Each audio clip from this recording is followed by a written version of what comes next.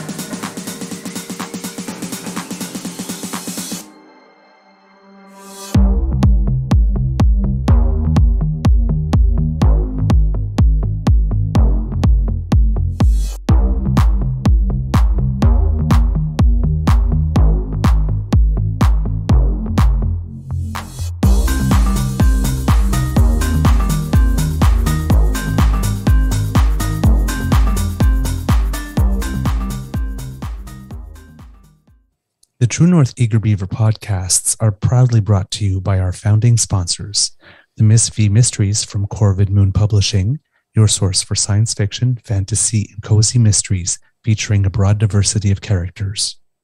CanadianTarot.com, your uniquely Canadian online eclectic tarot community and forum, and the Peppermaster, hot pepper sauces made from fresh farm ingredients to thrill your taste buds and expand your mind.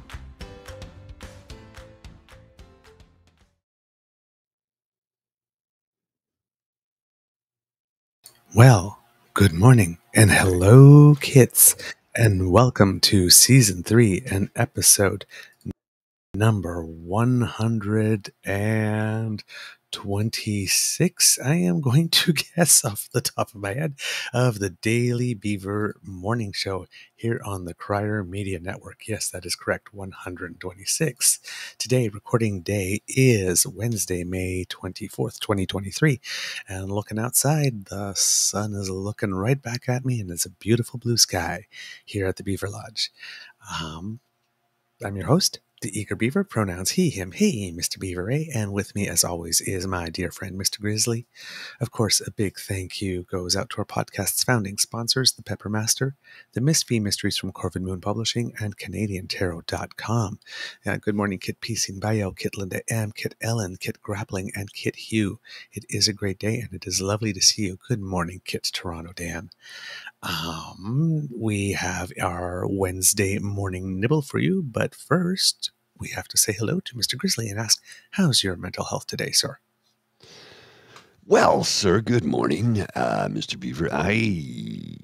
Mental health-wise, I think I'm pretty good today, in all honesty, although Yes. there's a bit of a seething rage in me this morning that I'm trying to contain. I think we all know why I'm upset today. I don't think that's a... Yes. I don't think that's a stretch to imagine why I'm upset. Oh, I got to hang on a sec. I got to turn this off. I had the high dynamic range was on, and I was. I was thinking you were looking kind of different. Yeah, smooth. Yeah. The HDR was turned on, and I'm like, that ain't normal. I forgot that. I was fiddling with the camera and forgot to turn it off.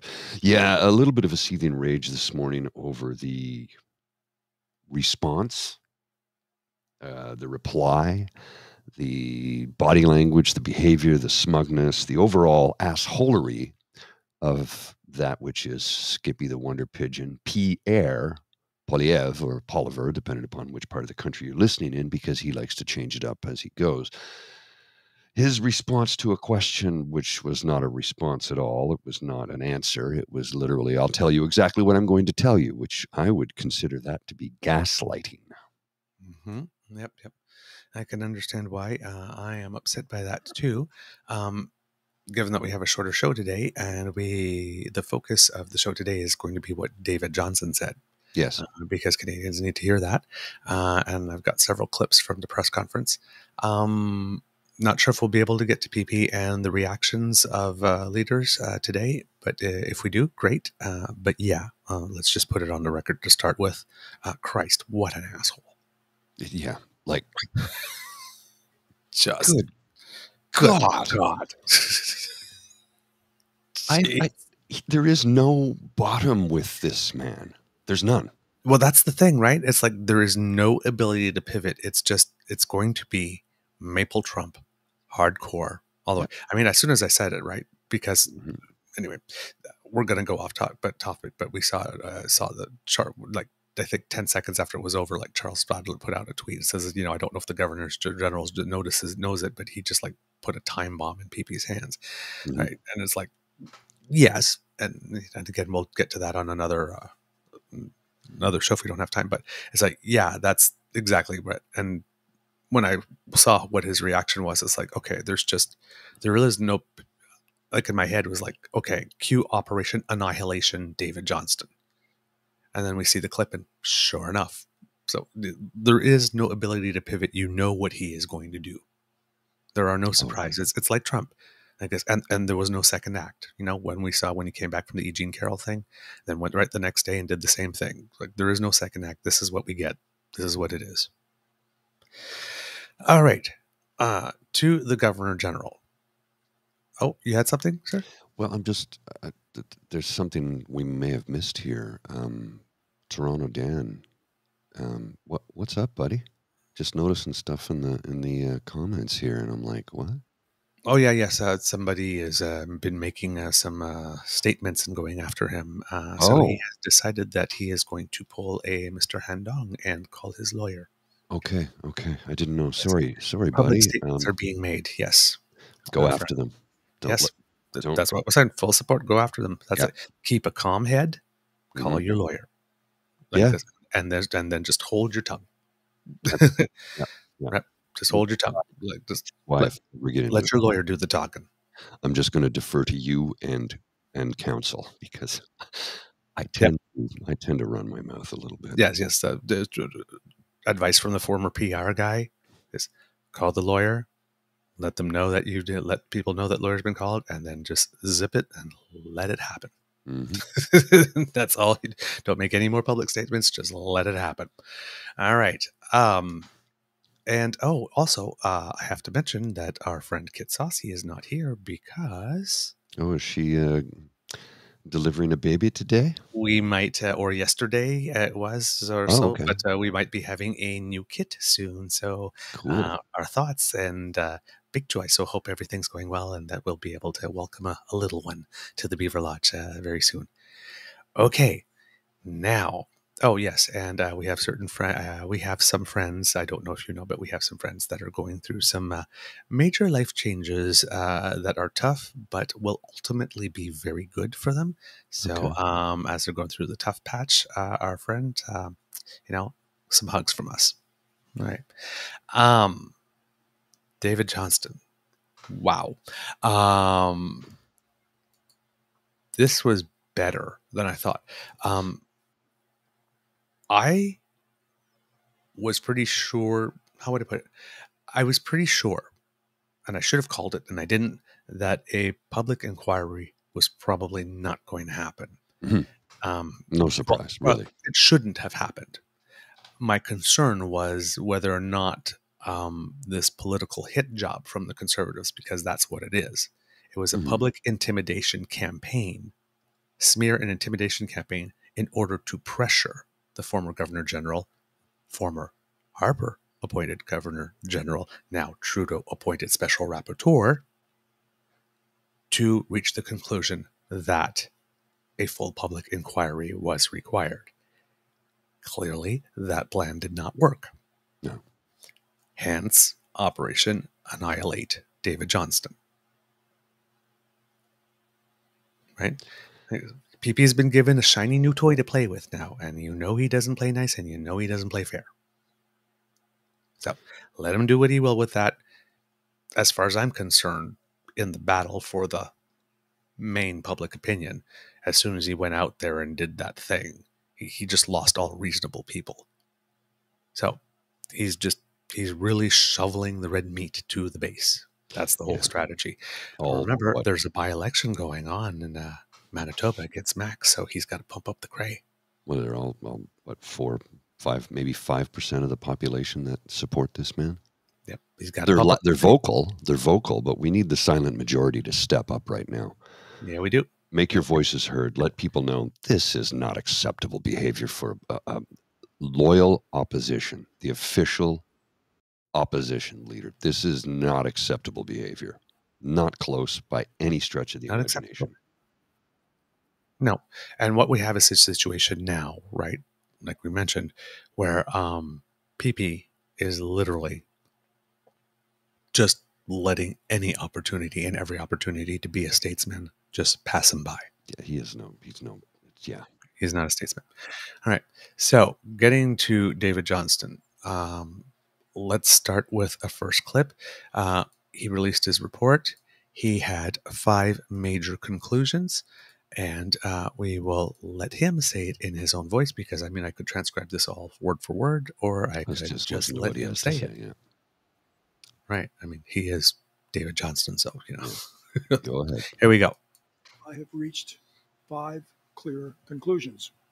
First, foreign governments are undoubtedly attempting to influence candidates and voters in Canada. Foreign interference is a real and growing threat, and more remains to be done promptly to strengthen our capacity to detect, deter, and counter foreign interference in elections. Second, when viewed in full context with all of the relevant intelligence, several leaked materials that raised legitimate questions turned out to have been misconstrued in some media reporting, presumably because of the lack of this context. Third, I have identified serious shortcomings in the way intelligence is communicated and processed from security agencies through to government. Fourth, a further public process is required, but there should not and need not be a separate formal public inquiry. A public inquiry examining the leaked materials could not be undertaken in public, given the sensitivity of the intelligence. However, public hearings on the serious governance and policy issues identified to date should and will be held at the earliest possible date as part of the second phase of my mandate.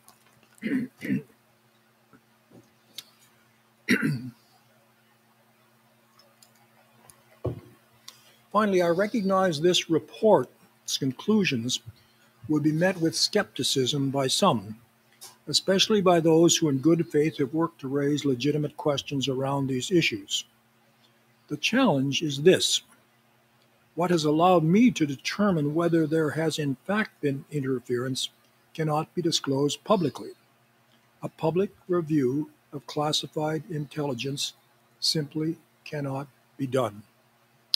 Therefore, fifth, I recommend the Prime Minister invite the 2 oversight committees on national security, NSICOP and INSIRA, to review my conclusions and provide them with all supporting materials, including an annex which contains the classified information.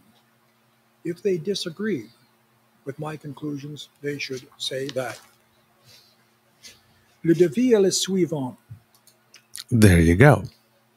So those are the 5 recommendations. And he's also saying that, you know what? Don't take my word for it. All of you that are on NSICOP and NSIRA, take these documents, pass it through your review process, and if you disagree, then you should say so. But then he did something which was absolute genius, and I think that this may be what triggered PP. Mr. Grizzly, if you will. Need you to send it, sir. I don't see anything. Oh, sorry. There you go. Keep on forgetting I have to share the screen. All right. Now, this might be the thing that had PP starting to climb the curtains. In addition to the parliamentarians who are already members of NSICOP, I encourage the Prime Minister to invite the leaders of the three major opposition parties to join that process personally so they can assess for themselves the intelligence in my conclusions. This is a necessary step in transparency and accountability to provide Canadians confidence in my conclusions.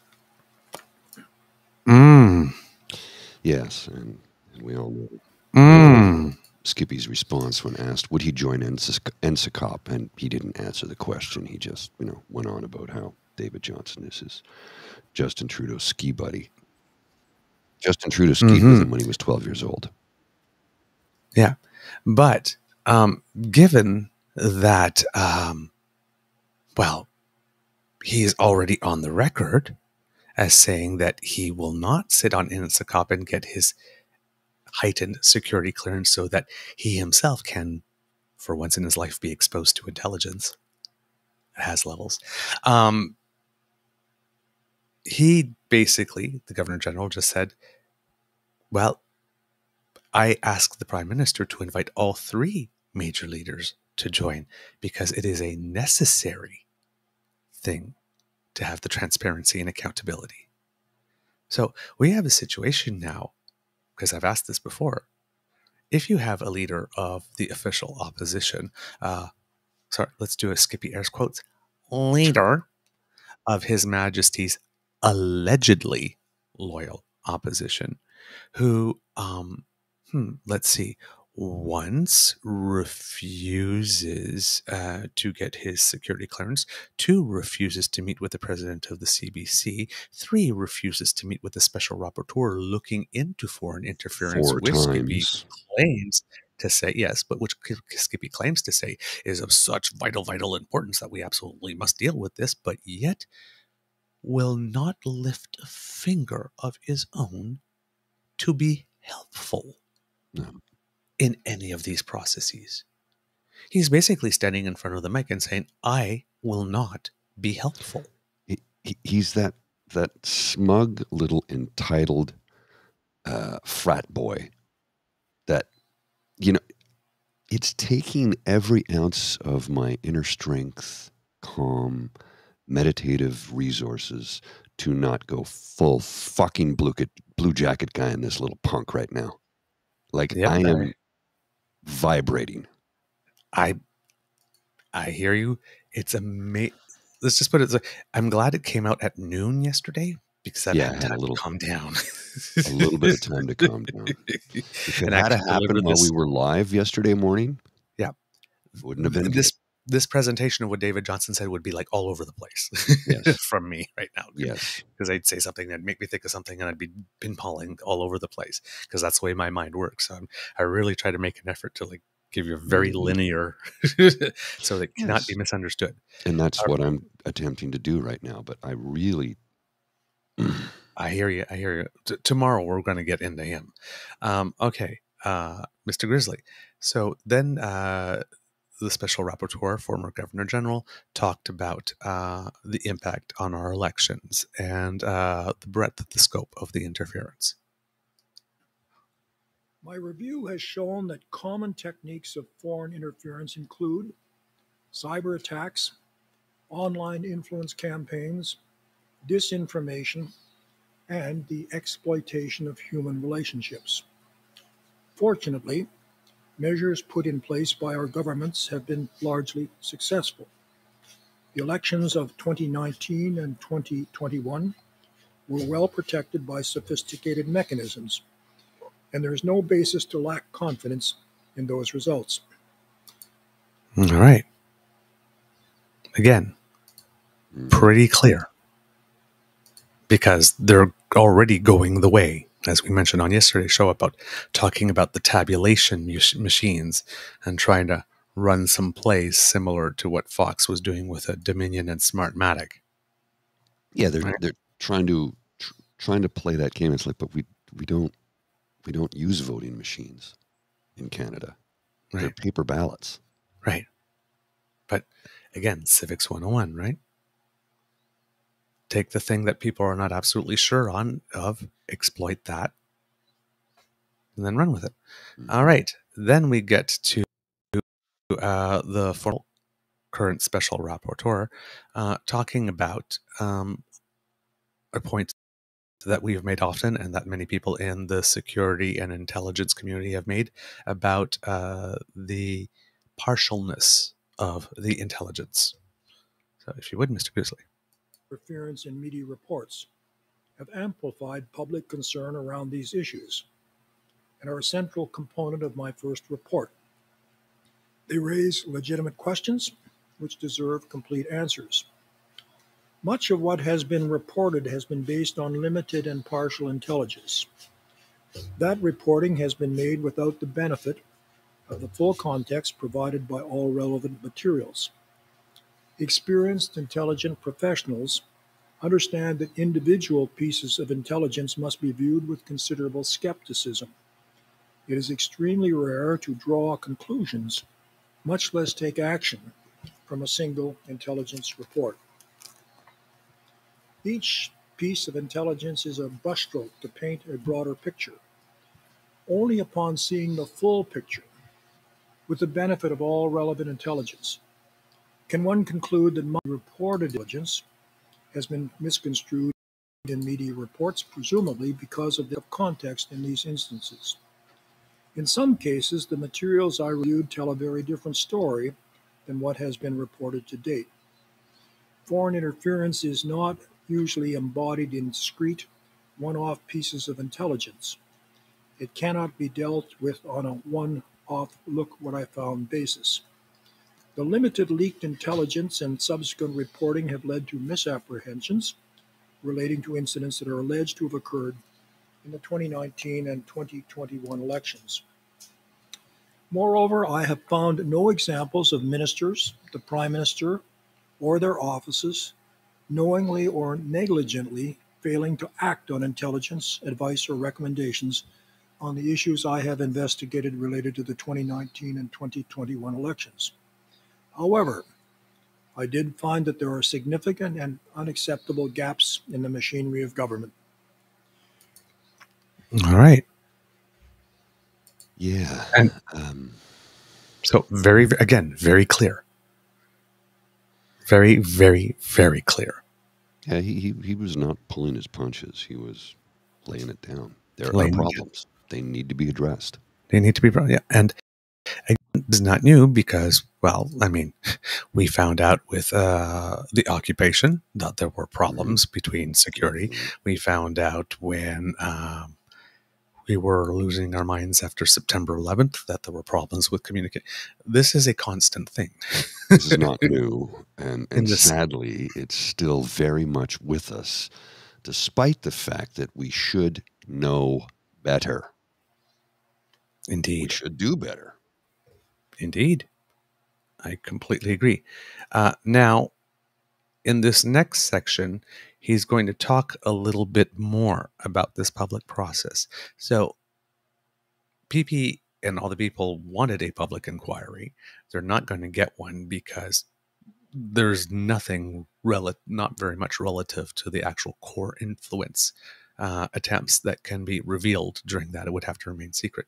But the parts that can be public, with regard to how our security establishment coordinates and communicates information and processes it, can be held public, and he's perfectly willing to do so. So there will be a public component, and I'd like to have him explain a little bit how he sees it, and we'll stop it because there's a little, I think he speaks in French a bit, and then later on we'll cue it up because he's talking about the type of people he'll want to talk to with regards to this.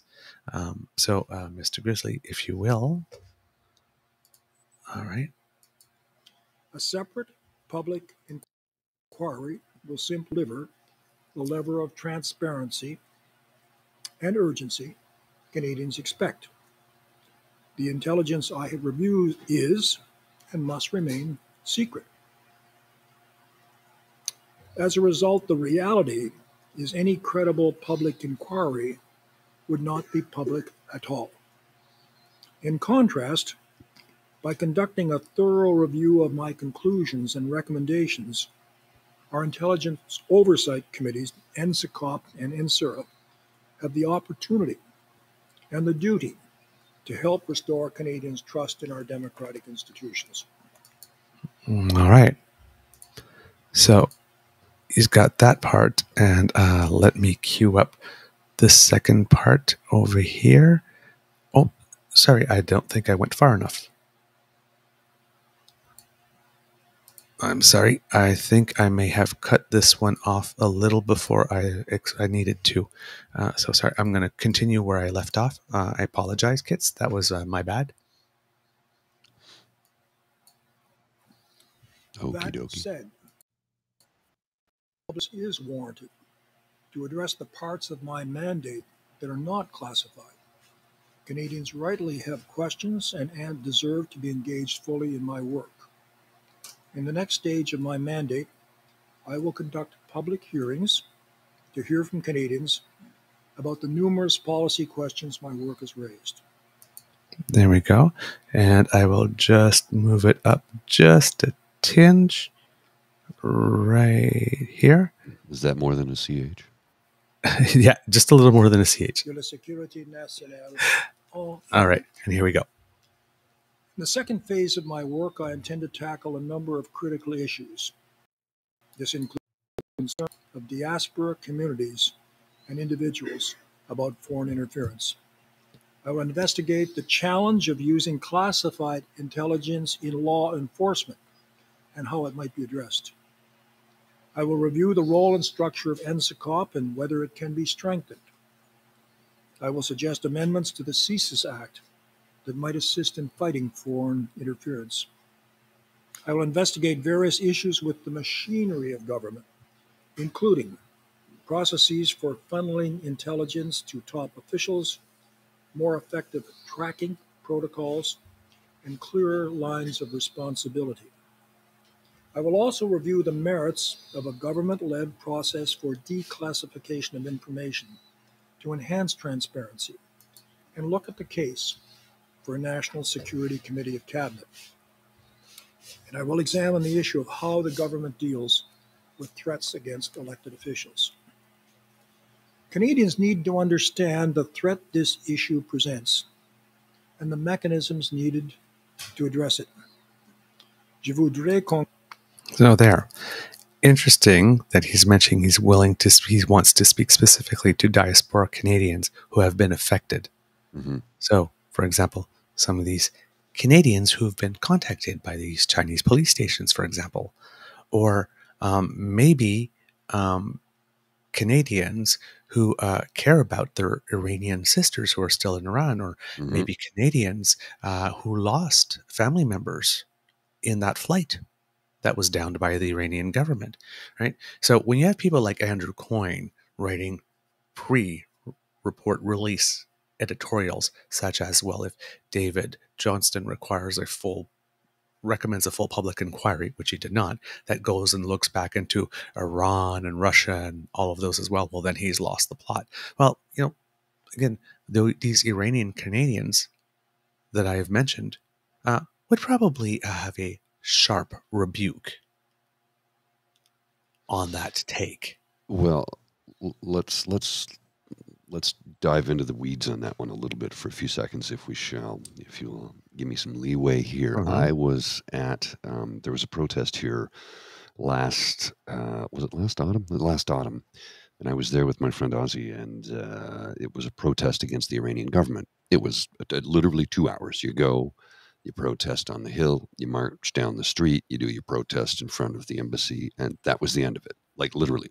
An incredible contrast with what else was going on. 2 hours, well organized. Everybody went home peacefully. The one thing that was pointed out to me was my friend said, "You'll notice there's a lot of people wearing masks." I go, "Yeah, they're COVID." She goes, "That's not why they're wearing them. It's not why they're wearing them. They're wearing them to hide their identities because it could put their families back home at risk." She says, because quite literally, they will be scanning this. The Iranian secret police will be scanning the audience. I'm like, well, take a picture of my face. Come and get me, you sons of bitches. Anyway.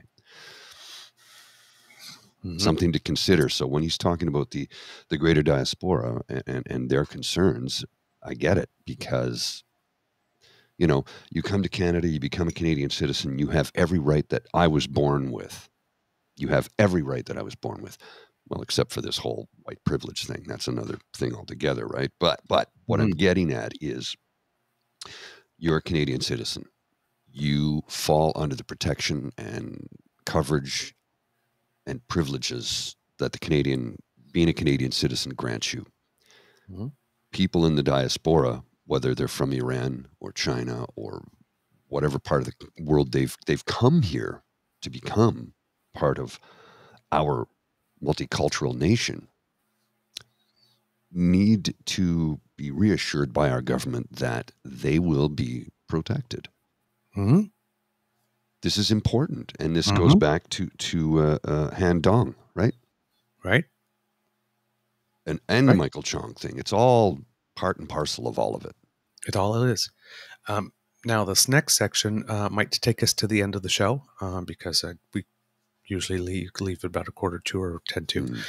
But this is, so we'll have more David Johnston for you tomorrow and the reaction of the leaders. But this is the central part about his ethics and conflict of interest. And I'm going to let it run. Okay, because the journalist asks the question, he gives a response, and the journalist does a follow-up, and he responds to that. So I'm just going to let it play through. So make yourselves comfy. I'm going to get a coffee.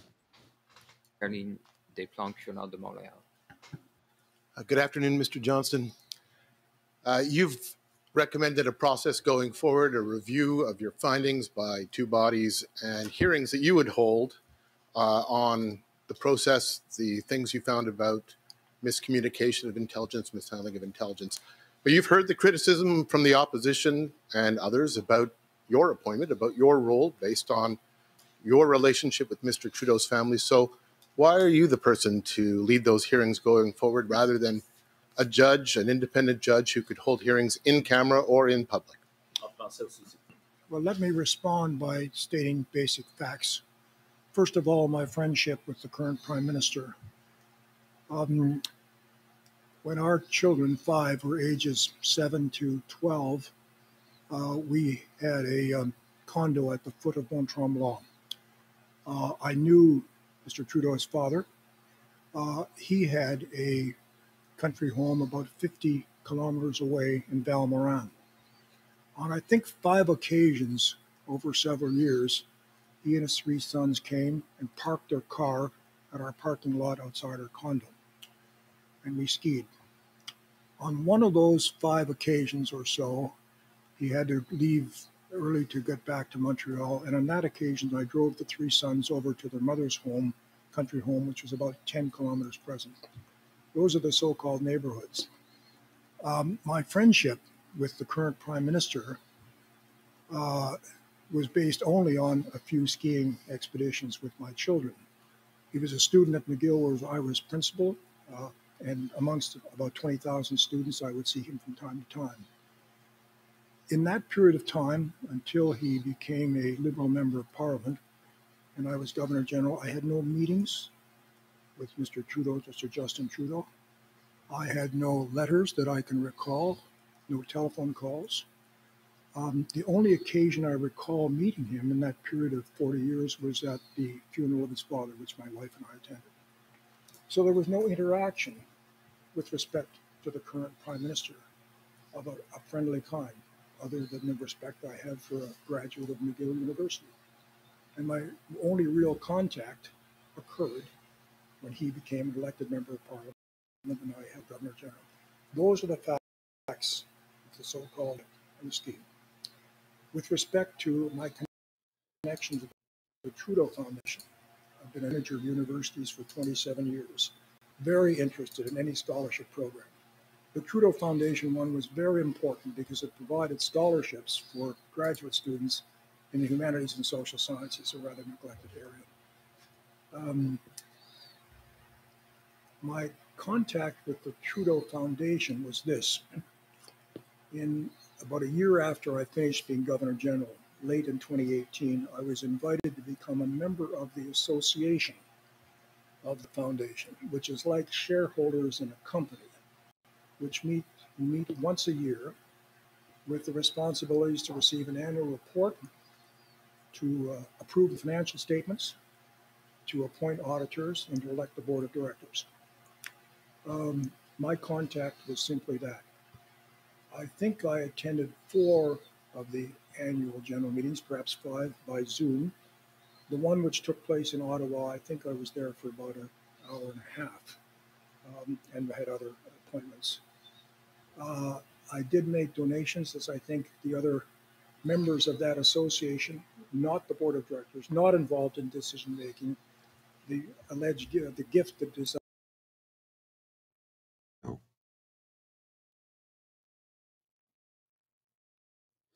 We've lost some audio there from you, Mr. Less than 1% sorry. of the donations my wife and I make regularly to a number of scholarship funds.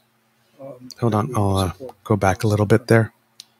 The third fact is this.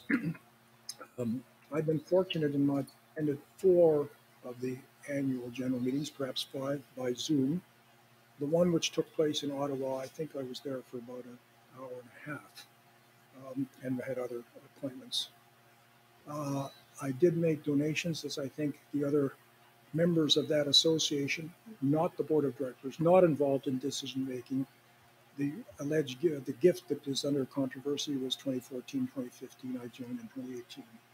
I think over the course of 4 or 5 years, donations were of the order of $300 or $400 a year, which would be less than 1% of the donations my wife and I make regularly to a number of scholarship funds that we support across the country. The third fact is this.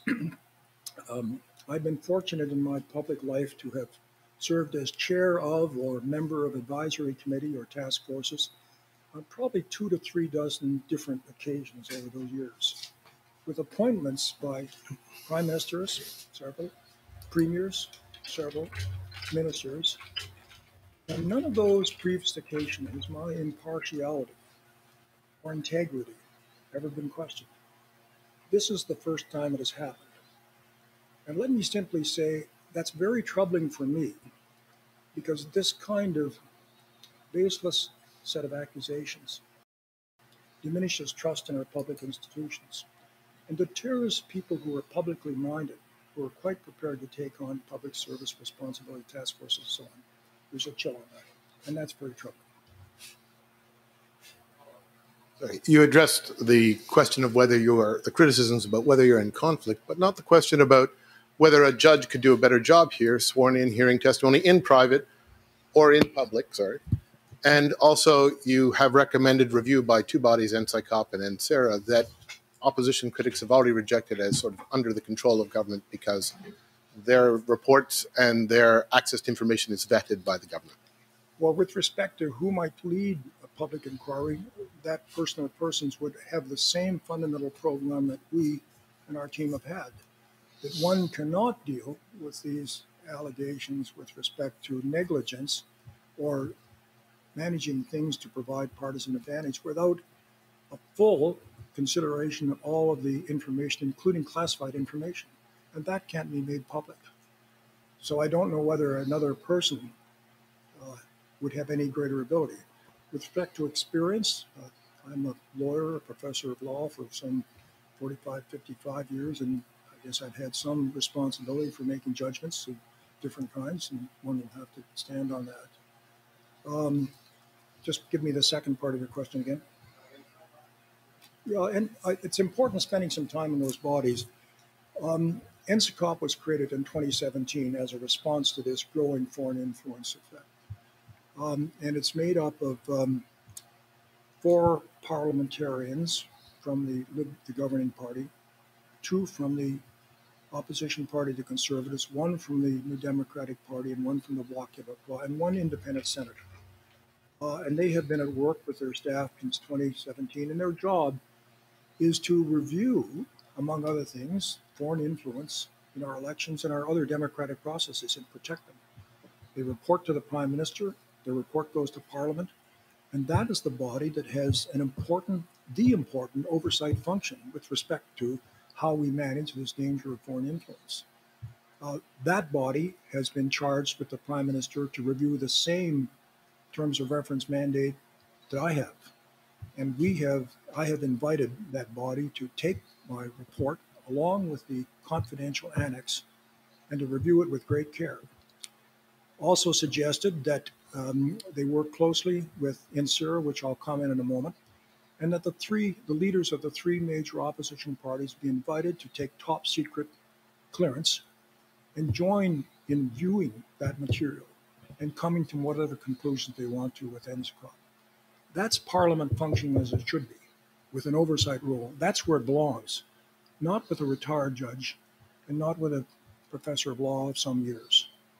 That's where Parliament has to function. INSERA, the National Security Independent Review Agency, is an executive agency with experts on foreign intelligence and other things. It's appointed on the recommendation of the Prime Minister in consultation with the leaders of the opposition parties and the leaders in Senate. So that's a collaborative appointment. Its job is to review the activities of all the agents of securities and intelligence and any particular matter that deals with things like foreign influence. That body, too, is an oversight body of Parliament. That's the kind of body that should be functioning to oversee these things. Chaired by a former judge, especially. Thank you, Sheila. Chaired by a former judge, a dean of law, a law professor, a former national security investment advisor, intelligence advisor, and an entrepreneur are the makeup of that particular committee. That was created in 2019. Both of those committees provide their reports to Parliament, and both of those committees have a fundamental responsibility and oversight role that's very precious, and that's the kind of oversight that we should be using, I think, to deal with these matters. And there you go. You see the comment right there, right? From Kit Dan. He's a class act. No wonder Harper appointed him. So all of these things, right? Oh, he's frail. Oh, I can't believe he let himself be suckered into it. This is a man who can handle himself. Yeah, very much so. Clearly, he's in control. He knows his facts. He knows it like this, and he will not let himself be pushed off his point. Will not be let him. He won't get flustered. He's calm, rational, reasonable, and he's thought about this, thoughtful and authoritative. Oh yeah. So, no wonder Skippy lost his mind. He's got nothing to react against. And he's been essentially called out in such a deft and clever way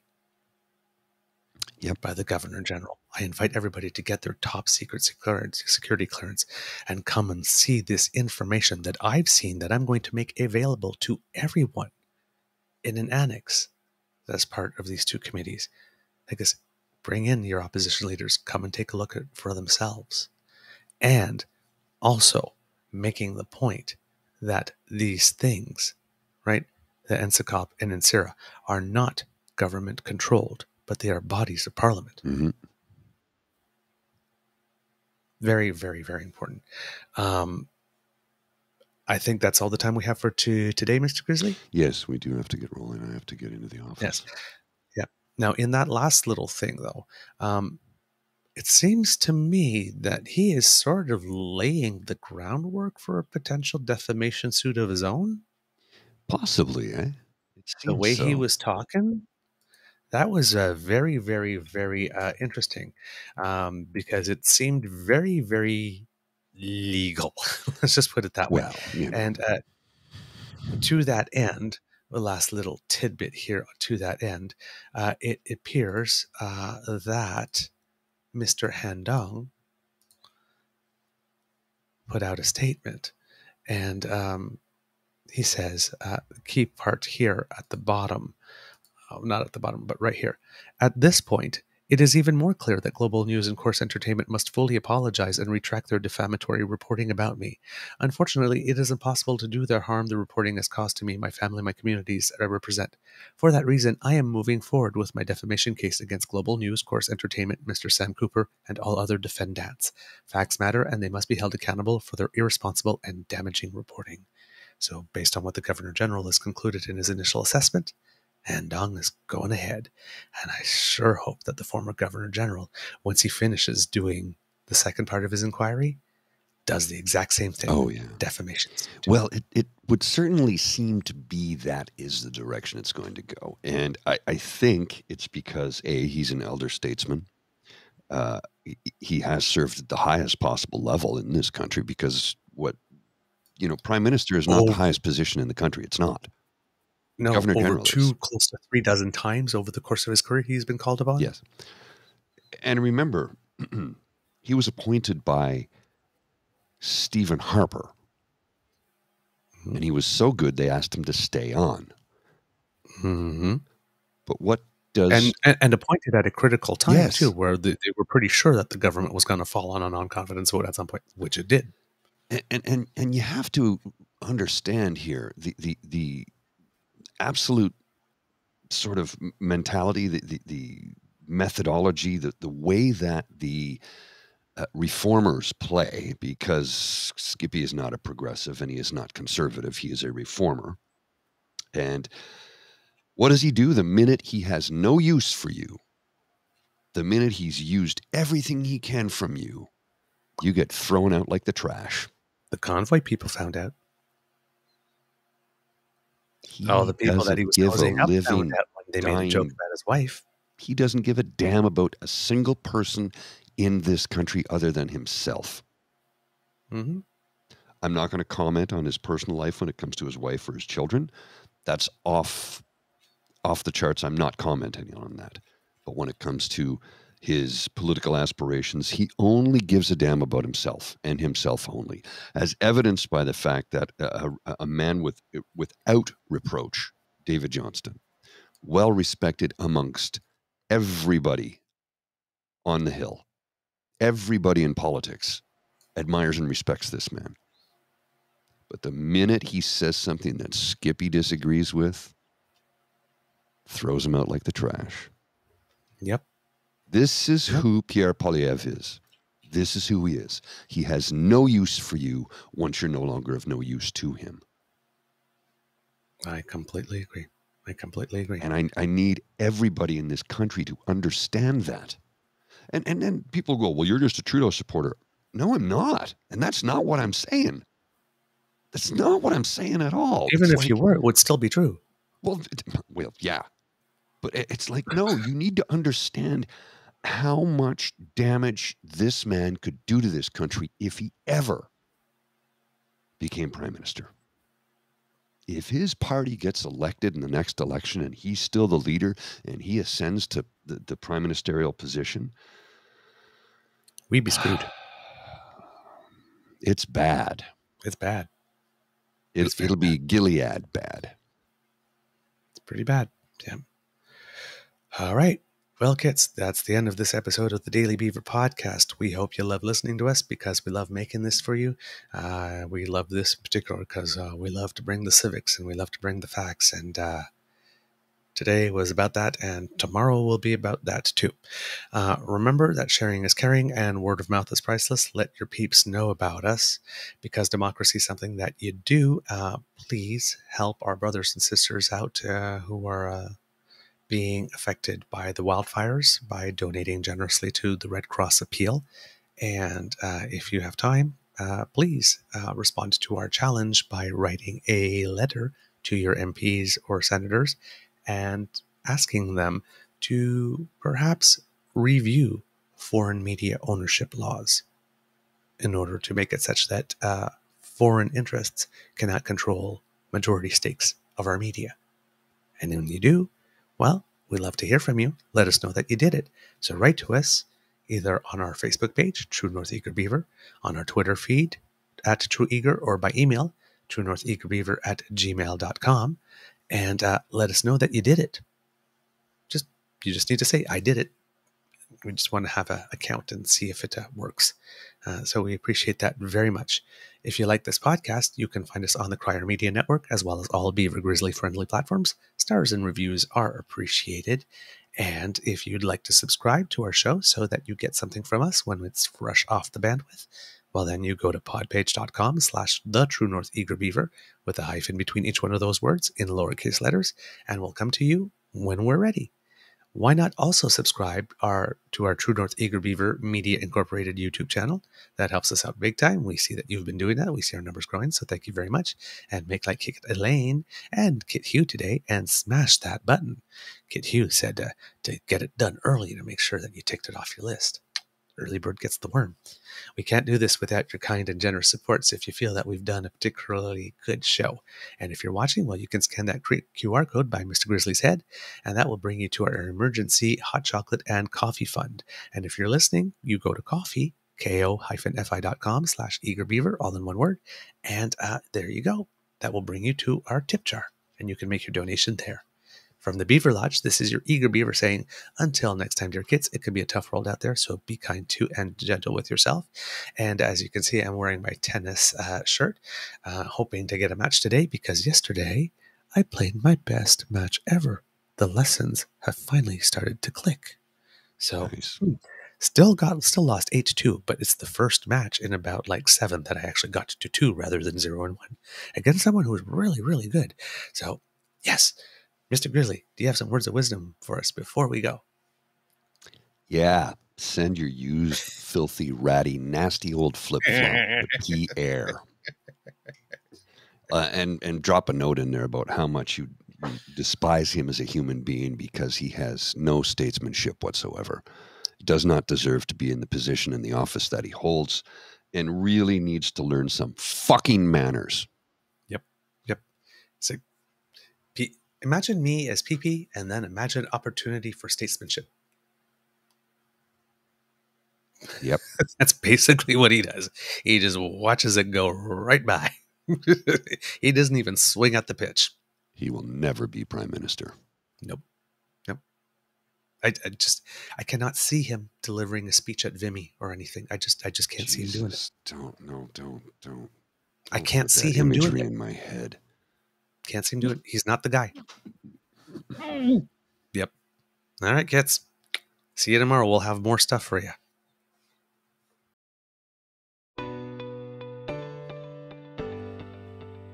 You are listening to a True North Eager Beaver Media Podcast. The True North Eager Beaver podcasts are proudly brought to you by our founding sponsors, the Miss V Mysteries from Corvid Moon Publishing, your source for science fiction, fantasy, and cozy mysteries featuring a broad diversity of characters. CanadianTarot.com, your uniquely Canadian online eclectic tarot community and forum. And The Peppermaster, hot pepper sauces made from fresh farm ingredients to thrill your taste buds and expand your mind.